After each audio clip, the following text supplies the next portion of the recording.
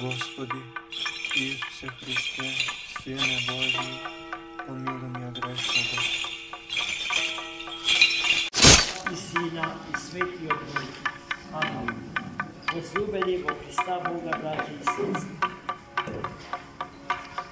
Вчера го славихме празникот кој што Христос Бог Господар на животот и на се што е создадено, видливо и невидливо, му го врати изгубениот живот на својот пријател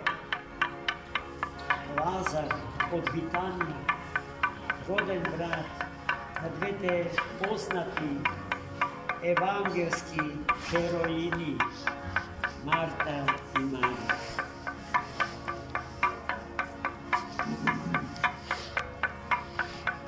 И веднаш потоа сите се вратија во домот на Лазар и таму сестрите подготвија свечена трпеза. На трпезата седеше и воскреснатиот Лазар. А интересот на сите што чуја за воскресението Лазар го растеше. Домот на Лазара, Марта и Марија беше премалечок за да ги прими сите оние луѓе кои што сакаа да го видат човекот кој го воскресна Лазара и воскреснатиот Лазар.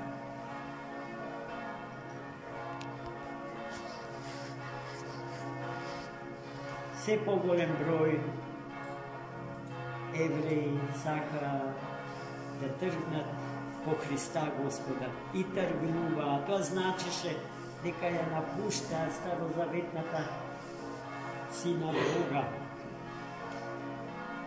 И тоа будеше ревот во душите на старите, да ги наречам ортодоксни евреи.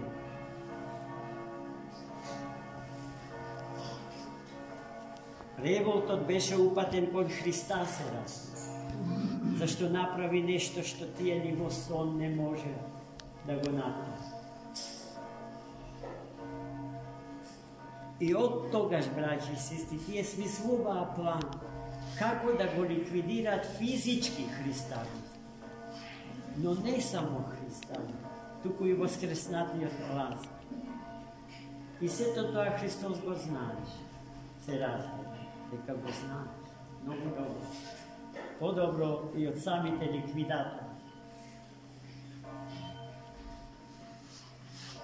И затоа Христос реши во тој ден да ја напушти Витанија и да му се врати на светиот град Ерусалим.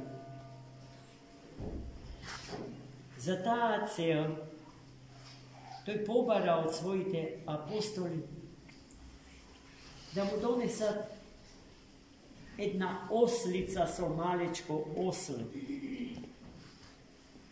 Некаде тоа се преведува како магарица и магаринце, некаде мзга или муле.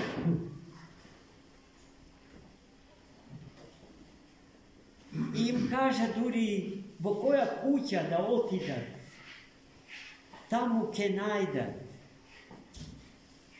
ослица и осел. И ако некој нешто ви каже, ако некој нешто ви забележи, зашто ги земате? Кажете, Господ ни испрати да ги земеме. И нема да ви прават проблем. И така ви отидоа, ги зедоа ослицата и ослето.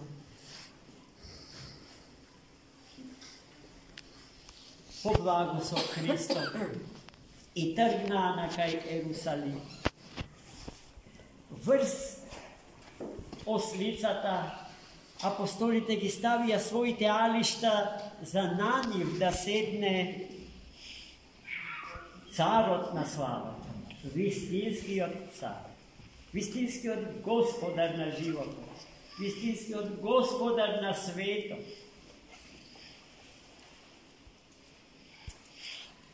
Но onaka kako što Hristos smisli, da vleze vo sveti od grad, vo se ta njegova skromnost i kenoza, smirenije i ponižuvanje, dobrovoljno ponižuvanje pred sitem.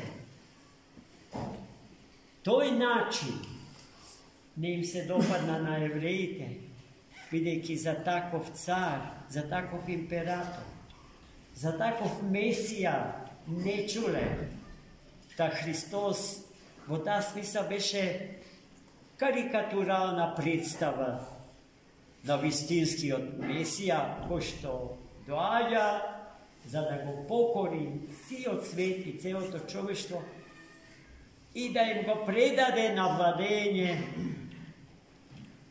na Jevrejite, na starozavetni izbran narod Božji. Hristos uopšte ne odgovaraše na takva ta predstava, evrejska, da ja narečam, predstava za Mesija, za Hristos.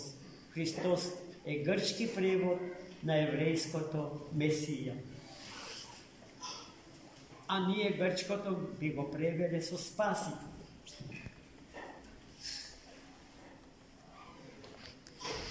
No Hristos ne odstapi od svojata namjera. Se kači na osveto poslano so ruvata na svojite apostoli i trgna ka Jerusalim. A v Jerusalim veke se raščude kad dođe ono što go voskresna Lazar. Interes od nagradu odbeše ogromen da go vidi toj silen prorok na delu. I cijeli od grad bukvalno izleze pred glavnite vlezni porti vo stari od grad, poznati pod imeto Zlatni port.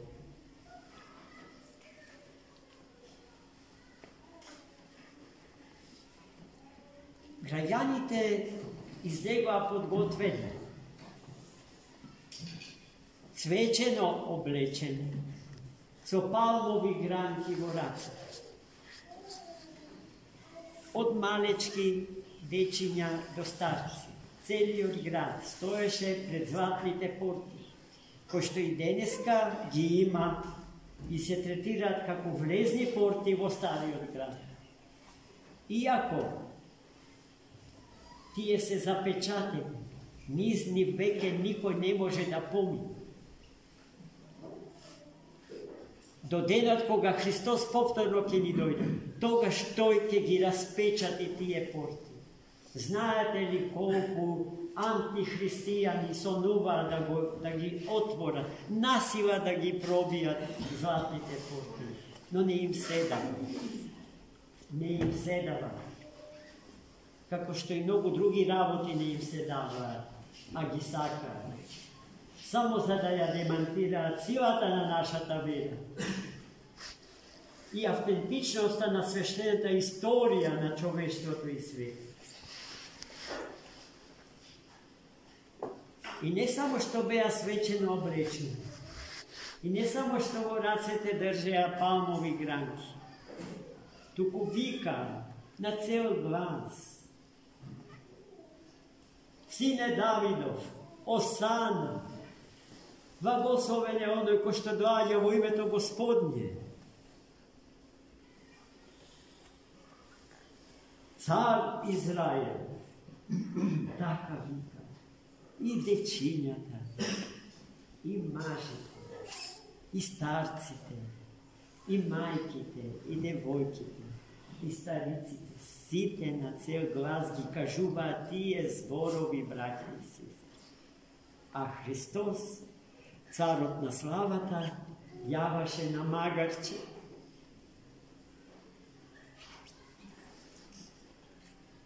So nego beše i voskresnati od Lazar, braći i sestri. I tako, na toj način, na današnji den Hristos vleze v sveti od grad Jerusalim. за от денеска натаму, почнувајќи да се случуваат најдраматичните денови во историјата на човештво. Навестени во денот, вчерашен, во денот на воскресението на Лазара 4 дни. Затоа, браќи и сестри, седмицата што е пред нас излегува надвор од рамките на така наречениот 40-дневен великденски пост.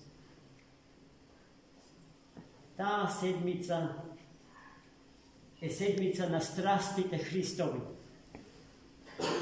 А страстите не се оние според кои што ние живееме и душите ги губиме, туку страданијата Христов за спас на светот и човештво. Затоа и ние во оваа седмица што ни доаѓа ќе имаме динамичен богослужбен живот. Според веќе одамна воспоставената литургиска пракса за овие 7 дена до Светата Пасха, Господи. Не од утре, но од четврток почуваме со интензивни богослужбени двигови. На Велики четврток утрото ќе ја служиме Светата Божествена Василиева литургија. Во тој ден, браќи и сестри, е востановена Светата Евхаристија, Светата литургија. За свој корен се вкупнил богослужбен живот на црквата го има Велики четврток. Во тој ден се случи Светата тајна вечер. Западните христијани ја нарекуваат последна. Но за нас таа е тајна. Тајната на Светата Евхаристија.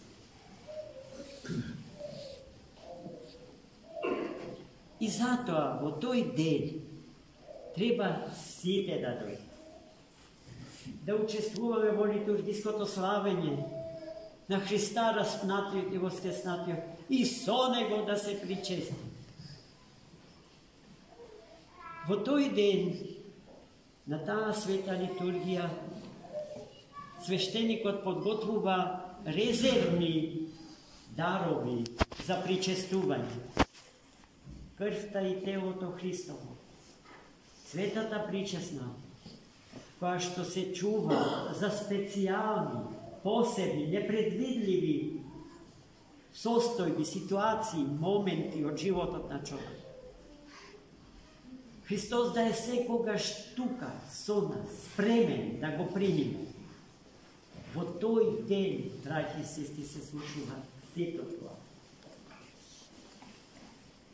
По пладнето пак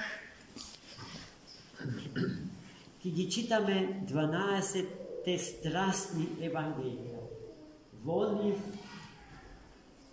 различни автори, различни апостоли, онака како што ги виделе страданијата Христови, ги запишале. Тие се собрани, издвоени, селектирани на едно место со една иста тема. Ќе ги читаме таа вечер на Велики четврток, почнувајќи од 18 часот, стандардно. Во секоја година попладневните богослужби ги почнуваме во 18 часот. Потоа на Велики петок пред пладнето не служиме ништо. Се читаат царски часови, ние од познати причини не ги читаме во објавот, но по пладнето во петок ќе се служи опелото Христово, погребението Христово со познатите погребни статии, чиј автор е големиот поет на црквата, Sveti Jovan Damaski. I se to traje dolgo, v četvrtok bukvalno cel den te videne v crkvi. A v petok samo v popodnevnih časov. Isto tako počuvajte od 18 časov. V sabotata, braće i sestri, predpladne to, ke služime Vasilijeva božestvena liturgija. Zašto v toj den Hristos sleze v ado, veke je voskresno, so telo to v grobo, so duša ta v ado, a so svata božestvena priroda od desnata strana na svoj Otec nebesen. I im se otkriva, braće i sestri, na site narodi pred Hrista ili do Hrista, site koji što živeja, so nadež дека ќе го познат вистинскиот Бог, но не им појде одрака. Нив им се открива Христос во сабота.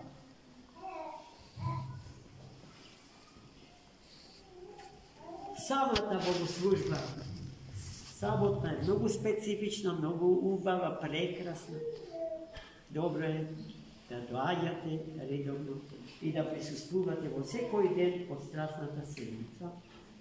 А потоа, во истиот тој ден, во саботата, пред полнок, негде околу 23 часот, ќе треба да се собериме за да го објавиме воскресението Христа. Денот за кој што живее, денот на сите дни, празникот на сите празници, торжеството на сите торжества, е Свети Јован Дамаски. Зашто во тој ден Христос ја победи смртта, најголемиот непријател на човек и на се што постои. Непријател кој што ги поколеба најумните луѓе на планетава Земја родени пред Христа. Тие наоѓа одговор за многу своји проблеми, за проблемите на светот и човештвото. Тука ќе дојдеше наред прашањето за смртта, умира поразени од смртта, безнадежни и отчаени. Да не ги набројувам имињата на сите тие големи мудреци, чии дела и денеска се читаат и заслужуваат се разбира да бидат читани. За да знаеме како размислуваше човекот за Христа, пред Христа. И потоа Христос, Бог, ќе ни стане многу појасен во секој поглед. И од кој, и да го гледаме неговото историско присуство, бидејќи историска личност.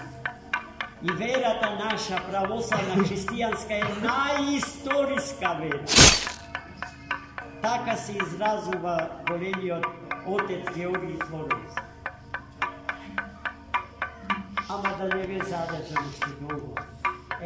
Накусо, тоа е програмот, богослужбениот програм во деновите што ни гаѓа. Се надевам дека ќе се гледаме редовно во секој ден од нашите литургиски подвизи. Амин. За молитве. Господи Исусе Христе, Сине Божий, помилуй меня грешного.